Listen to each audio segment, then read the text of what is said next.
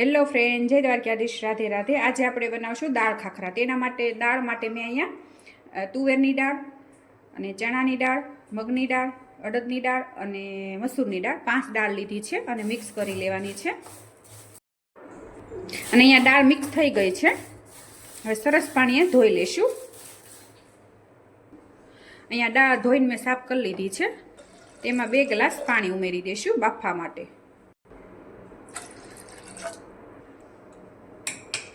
અને સ્વાદ પ્રમાણે મીઠું ઉમેરી દઈશું।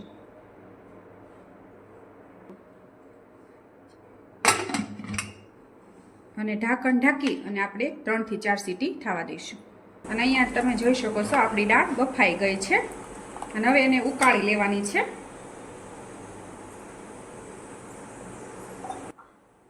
અને જાડી પાતળી રાખી હોય એ પ્રમાણે તમારે પાણી ઉમેરી દેવાનું। અહીંયા મેં 1 ગ્લાસ પાણી ઉમેર્યું છે। અને અહીંયા મેં 1 વાટકી ખમણેલું બટેટું લીધું છે, તેને ઉમેરી દઈશું અને ઝીણું ઝીણું ખમણી લેવાનું। અને 1 વાટકી દૂધીની ખમણી લીધી છે, તેને ઉમેરી દઈશું। અને તીખી મરચી લીધી છે 3 થી 4 નંગ, તેને ઝીણી ઝીણી સુધારી લીધી છે, તેને ઉમેરી દઈશું। અહીંયા આદુની પેસ્ટ લીધી છે, તે ઉમેરી દઈશું। અને થોડીક લસણની પેસ્ટ લીધી છે, તેને પણ આપણે આમાં ઉમેરી દેવાની છે। અને 1 ચમચી હળદર ઉમેરી દેવાની છે।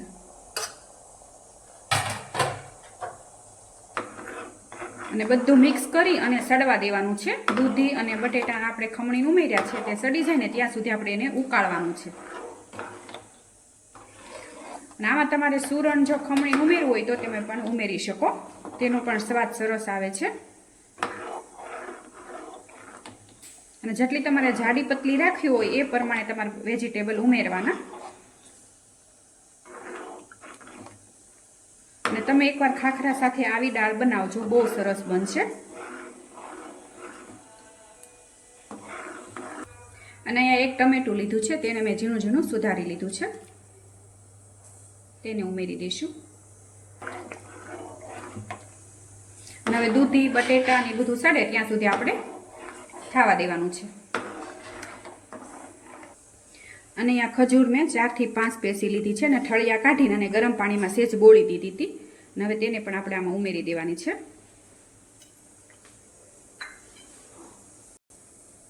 અને અહીંયા મેં લીલી દ્રાક્ષ લીધી છે, કાજુ લીધા છે અને બદામ લીધી છે, તેને પણ ઉમેરી દઈશું, એટલે સ્વાદ બહુ સરસ આવશે।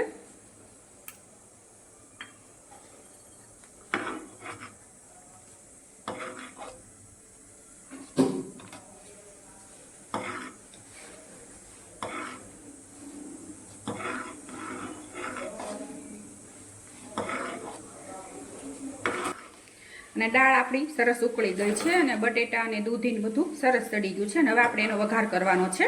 અને વઘાર માટે મેં કડાઈ લઈ લીધી છે મોટી, તેમાં આપણે 3 થી 4 પાવડા તેલ ઉમેરી દેવાનું છે। તેલ ગરમ થઈ ગયું છે, થોડીક હિંગ ઉમેરશું અને 1 ચમચી રાઈ જીરું। અને અહીંયા મેં ખડા મસાલા લીધા છે, લવિંગ, લાલ મરચાં, તમાલપત્ર, તજ અને બાદિયા, તેને ઉમેરી દેવાના છે। અને અહીંયા ઝીણા મરચાંની કટકી અને આદુ ખમણેલું અને લસણ ખમણેલું, તેને ઉમેરી દઈશું। સ્વાદ માટે સાતળી લેવાનું છે। અને અહીંયા ટમેટા અને ડુંગળી 2 મેં ખમણી લીધું છે, તેને ઉમેરી દઈશું।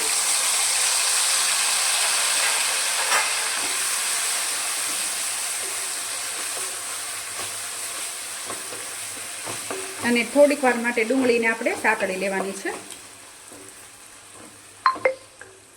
અને થોડીક હળદર ઉમેરી દઈશું।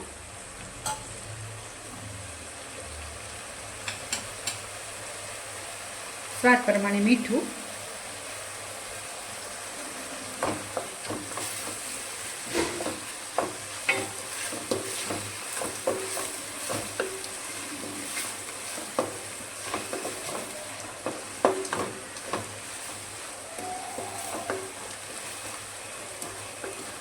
અને 1 ચમચી આમચૂર પાવડર ઉમેરી દઈશું। અને તમારી પાસે આમચૂર પાવડર ન હોય તો તમે લીંબુ પણ ઉમેરી શકો, પણ આમચૂર પાવડરથી એકદમ સરસ સ્વાદ આવશે।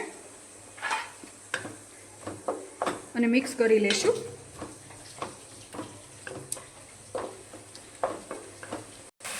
હવે ડુંગળી ટમેટા સડી ગયું છે. અહીંયા મેં લાલ મરચું લીધું છે તીખાશ માટે, તે ઉમેરી દઈશું. તમે જેટલું તીખું ખાવું હોય એ પ્રમાણે તમારે મરચું ઉમેરવાનું. તેને પણ આપણે મિક્સ કરી લઈશું.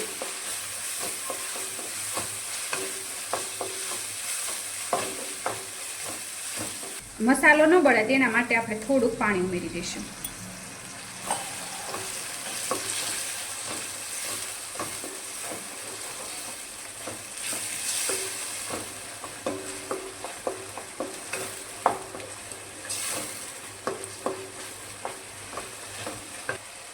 અને અહીં આપણો વઘાર તૈયાર છે, તમે જોઈ શકો છો. તેમાં આપણે આજે આ દાળ બાફીને રાખી છે બધો મસાલો કરીને તે ઉમેરી દેવાની છે.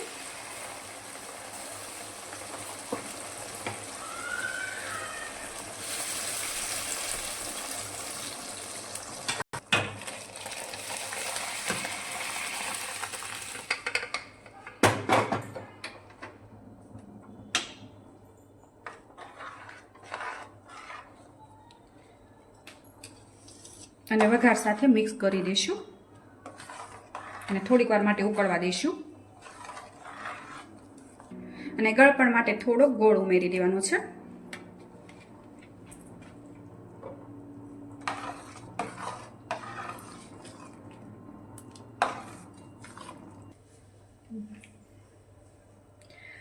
અને અહીંયા મેં સાંભાર મસાલો લીધો છે, જે દાળ સાંભારનો ઇડલી સાંભારનો આવે છે તે ઉમેરી દઈશું. અને ધાણા જીરું ઉમેરી દઈશું.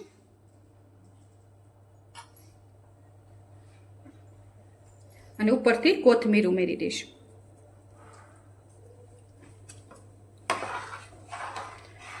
અને અહીંયા આપણી ખાખરા સાથે દાળ તૈયાર છે, તમે જોઈ શકો છો. સરસ બની છે. ઇડલી સાંભારનો મસાલો આવે તે ઉમેરજો, બહુ સરસ લાગશે.